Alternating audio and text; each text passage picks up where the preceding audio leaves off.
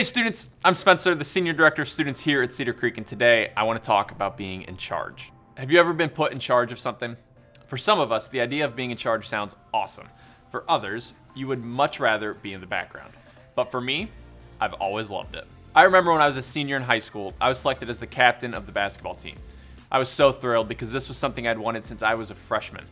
I was given the opportunity and the platform to help bring my teammates together as one and help us excel as a team. But you see, sometimes it went straight to my head. I can remember a time when we had called timeout, and in my opinion, my coach wasn't getting on the team for playing poorly. That's where I stepped in, and I immediately started yelling, and I mean yelling, at my teammates, specifically right at one of them. And from that moment, I was put on a short leash with my coach. You see, the leadership, the responsibility got a hold of me, and I went too far. I pushed too far, and I almost lost the position I had wanted for 4 years. Luckily, I had learned from that experience, and I use it as an example of what to do today. You see, being an authority carries with it the temptation to become more and more controlling or bossy, all in the name of being seen as good, powerful, and more important than others. Just think about what it felt like when you've experienced having a little bit of authority. When you're babysitting or at your job, if you're the oldest in your family, and have leadership over younger siblings, if you're the captain of your team or first chair in your band and everyone's supposed to follow you, if you are leading a club or are looked to for advice by your friends, even over something as simple as working hard as for your grades. When people have to do what you say or rely on you in any way, it's tempting to want just a little more control, just a little more power, right? But having authority is tricky because we all know what it's like when authority isn't used well. We can list plenty of examples of bad authority figures, people who gave into the temptation to put others down so that they could seem more elevated. We swear to ourselves that when we finally gain more power, more influence, more control, that we'll never abuse it just like them. Okay, so we know what we are trying not to be like when the opportunity to have more authority comes up. But how can we make sure that as we gain more power, more influence, and the more opportunities to lead, we are being the kind of leaders that we'd like to follow? How do we handle having authority in a world where putting others down is almost expected of people at the top? Well, according to Jesus, it's simple. Not easy, but simple. In fact, Jesus is the best example of how to use authority.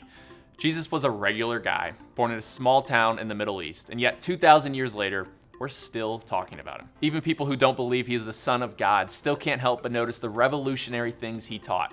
Things that shook up the world in all of history. And a big part of how people talked about him has to do with what he said and what he did when he came to power of all the people. The people who liked him and the people who had him killed, people who followed him and people who betrayed him, people who believed he was the Son of God and people who thought he was crazy. Jesus, in his position of authority, used his power to do what nobody expected. He led upside down when he used his power to turn regular fishermen into disciples or leaders who did ministry. He used his powers to heal people who were outcast in society. He used his power to do miracles on days where religious leaders thought that rest was more important. He used his power to value and elevate women in a society that disregarded and used women. In Matthew's account of Jesus' life, he writes down something that Jesus said covers everything we're talking about today. Jesus is talking with the people in authority in ancient Israel, this group of guys called the Pharisees. They were the religious leaders who held a ton of power and were always on a mission to try and to discredit Jesus. They'd try to trip him up by asking the tricky questions. In the conversation, one of them straight up asked Jesus what was the most important thing for people to do when it comes to obeying God. This is the greatest authority, Jesus says, is the greatest thing we can do. Jesus replies with this: "You must love the Lord your God with all of your heart, all of your soul, and all of your mind. This is the first and greatest commandment. And second is equally as important. Love your neighbor as yourself. The entire law of all the demands of prophets are based on these two commandments." So, Jesus is asked very directly, what is most important? And his response is simple: love God and love people. Whoa, whoa, whoa, whoa. For the 613 laws that the Pharisees were following to a T and encouraging other people to follow, there's no way that it can be that simple. The problem with the 613 laws was some of them left wiggle room, and the religious leaders were the ones with the power to determine exactly what these laws might mean. Take, for instance, the law that forbid working on the Sabbath. Someone had to determine just what counted as work. What was walking work? What was cooking work? Was riding a donkey work? Figuring out the answers to these types of questions was the Pharisees' entire job. And as long as they needed to interpret the laws, they could use these laws to tear others down. But then Jesus came along saying that the power isn't in interpreting all these laws at all. The power is in loving God and loving people. In other words, in the upside down kingdom, power is for lifting up, not tearing down. You see, real authority is supposed to be based in love. And using authority the right way is about loving God, loving yourself, and loving others well. Think about it this way. When you make sure to get a healthy amount of sleep, or keep relationships that make you better, or do your best to think kindly about yourself, that's loving yourself well. When you choose to honor your parents, respect your teammates, and stand up for others around you, that's loving others. And when you're living in the ways that honor what God says is best, that's loving God. We have options when it comes to using our authority. We can use our power in a way that harms others, or we can choose to lead with love. We can be a part of an upside down kingdom that uses power to build up and not tear down. Another way to say it is this: authority without love is just poorly used power, and poorly used power never ends well for the person in power or the people under their authority. One of the most brilliant and courageous people in history summed it up in an idea just like this: power without love is reckless and abusive, and love without power is sentimental. Power at its best is love implementing the demands of justice, and justice at its best is power correcting everything that stands against love. Martin Luther King Jr. You see, power used for good is loving. Love done well uses power for the purpose of bringing justice and peace to the world. And the good news is that God gives us everything we need to use our authority in the loving ways that he says are best. Another writer named Paul, who was one of the most influential leaders in the early days of the Christian church, says it this way: "For God has not given us a spirit of fear and timidity, but of power, love, and self-discipline."